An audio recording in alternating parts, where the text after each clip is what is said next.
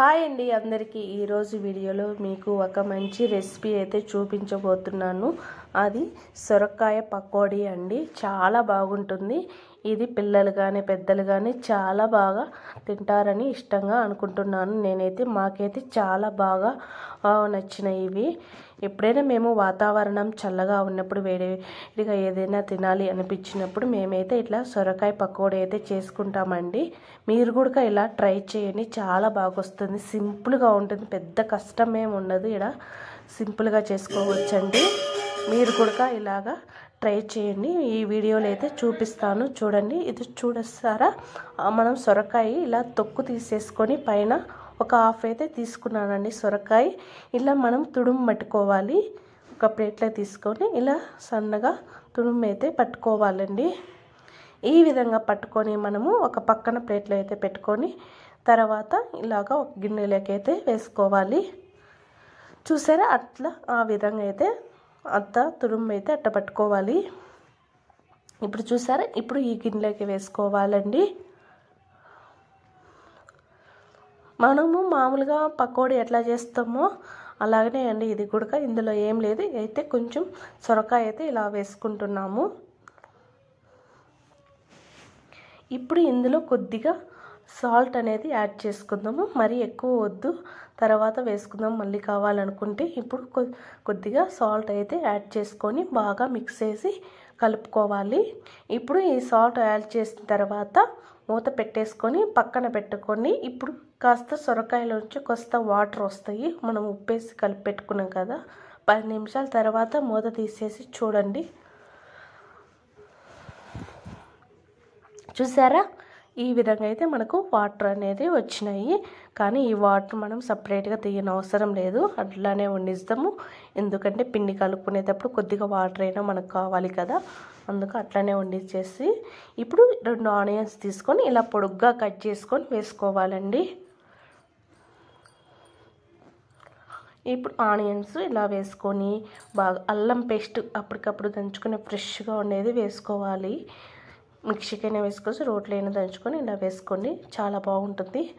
అలాగే కారం ఎక్కువ వేసుకుంటే పిల్లలు అందరూ తింటారు కదా, కొంచెం 1/2 స్పూన్ వేసుకొని అలాగే వేయించి పెట్టుకున్న ధనియాల పొడి 1 స్పూన్ వేసుకోండి. అలాగే ఇది వాము అండి, కాస్త కొద్దిగా వేసుకోవాలి. చేతిలో వేసుకొని చేత్తోనే నలుపుకొని ఇలా వేసేసుకోండి. ఇప్పుడు వామందు వేసుకున్నాం. ఇప్పుడు ఇందులో మనము సాల్ట్ అయితే వేసుకుందాం. ఆల్రెడీ మనం కొద్దిగా వేసుకున్నాం కదా, ఇప్పుడు కొద్దిగా వేసుకోవాలి. ఏమైనా ఇంకా తక్కువ అనిపించి లాస్ట్లో కొద్దిగా వేసుకోవచ్చు. ఇప్పుడు కరివేపాకు అయితే వేసుకోవాలి. ఇందులో ఇంకా కాస్త కొత్తిమీర ఉంటే కొత్తిమీర కూడా వేసుకోవాలండి. ఇప్పుడు 1 కప్పు నేను రైస్ పౌడరు అలాగే శనగపిండి తీసుకున్నాను. ఈ 2 వేసుకొని బాగా మిక్స్ చేసి కలుపుకోవాలి. పిండి ఇట్లా గట్టిగా కలుపుకోవాలండి. పిండి అనేది ముఖ్యంగా గట్టిగా కలుపుకుంటేనే మనము పకోడీ అనేది కరకరలాడుతూ వస్తాయి. మెత్తగా ఉంటే అప్పుడు మనకు పకోడీ అనేది మెత్తగా ఉంటుంది. అందుకు పిండి అనేది మనం ఎక్కువగా గట్టిగానే కలుపుకోవాలి. ఏమైనా కాస్త పిండి గట్టిగా లేకుండా మెత్తగా అనిపించినప్పుడు కొద్దిగా ఇది వేసుకోండి, ఇది బియ్యపిండి లేదంటే శనగపిండి వేసుకోండి. అప్పుడు పిండి 2 వేసుకొని బాగా గట్టిగా కలుపుకోండి. చూసారా, ఇట్లా ఈ విధంగా అయితే మనకు బాగా గట్టిగా అనేది కలుపుకోవాలి.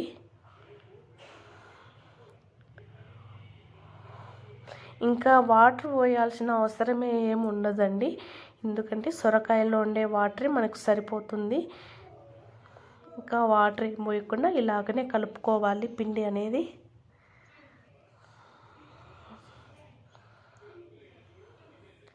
చూసారా, చూడండి ఈ విధంగా కలుపుకోవాలి. ఇప్పుడు నాకు కొంచెం పిండి అనేది కొంచెం మెత్తగా అనిపించింది, అందుకని నేను కూడా కొద్దిగా బియ్యపిండి అనేది వాడుతున్నాను. ఇట్లా ఏమైనా పిండి మెత్తగా అనిపించినప్పుడు కొద్దిగా పిండి వేసుకోండి, శనగపిండి కానీ బియ్యపిండి కానీ. అప్పుడు వేసుకునే ఇట్లా గట్టిగా వస్తుంది. ఇప్పుడు చూసారా, ఇట్లా ఈ విధంగా అయితే గట్టిగా ఉంది పిండి కలుపుకునేది. ఇట్లా గట్టిగా ఉంటేనే మనకు పకోడీ అనేది కరకరలాడుతూ ఉంటాయి. ఇప్పుడు వేడివేడిగా నూనె అయితే వేసుకోవాలి 1 గంటె. ఇప్పుడు నూనె వేసుకొని మళ్ళీ ఒకసారి బాగా మిక్స్ చేసి కలుపుకోవాలి. ఇట్లా ఈ విధంగా కలుపుకోవాలండి.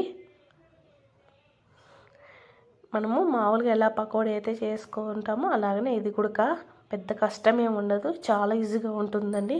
ఎవరైనా తినాలనిపించుకునే వాళ్ళు ఇలా ట్రై చేయండి. ఇప్పుడు స్టవ్ వెలిగించి కడాయి పెట్టుకొని అందులో మనం తగినంత ఆయిల్ అయితే వేసుకోవాలి. ఆయిల్ అనేది కాస్త బాగా వేడెక్కిన తర్వాత మనము ఇలా అయితే చేత్తో వేసుకోవాలి. ఇట్లా కొంచెం చిన్న సైజుగా వేసుకోవాలి అన్నీ. అదే విధంగా మనకు వేసేటప్పుడు ఎక్కువ మంట పెట్టకూడదండి, కొంచెం మీడియంలో పెట్టేసుకొని ఇలా అయితే చేసుకోవాలి. ఇదిగో చూసారా, ఈ విధంగా వేసిన తర్వాత ఒక పక్క కాలిన తర్వాత ఇంకో పక్కకి తెరదిప్పుకొని ఎక్కువగా కాల్చుకోకుండా ఇట్లా బ్రౌన్ కలర్గా వచ్చేటట్టుగా కాల్చుకోవాలి. ఇదిగో చూసారా, ఇట్లా ఈ విధంగా అయితే మనకు మీడియంలో పెట్టేసుకుంటే ఇట్లా ఈ విధంగా కాలడం అనేది చాలా బాగా కాలి బాగుంటాయి.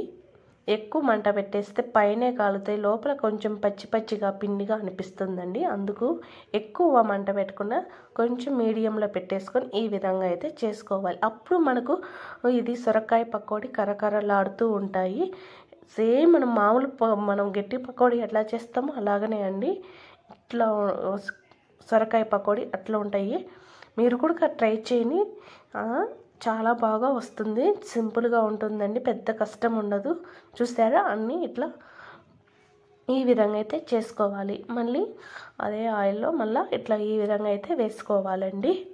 చేత్తోనే ఇట్లా గట్టిగా ఉంటే పిండి కలుపుకునేటప్పుడు మన చేత్తో వేసుకునే చాలా ఈజీగా ఉంటుంది, బాగుంటుంది. చూసారు, ఇంకా లాస్ట్లో కొద్దిగా కరివేపాకు ఆయిల్లో ఫ్రై చేసుకొని ఇలా వేసేసుకోవడమే అండి, అంతేనండి. ఇది సొరకాయ అనేది పకోడీ చాలా ఈజీగా ఉంటుంది. మీరు కూడా ట్రై చేయండి. ఇలా ఈవినింగ్ టైంలో పిల్లలకు స్నాక్స్ కావాలి అనుకుంటే ఇలా ట్రై చేసి పెట్టండి, పిల్లలు కూడా చాలా బాగా ఇష్టంగా తింటారు. సింపుల్గా ఉంటుంది. ఓకేనా ఫ్రెండ్స్, ఈ వీడియో కనుక నచ్చినట్లుంటే లైక్ చేసి షేర్ చేసి సబ్స్క్రైబ్ చేసుకోండి ఫ్రెండ్స్. ఓకేనా.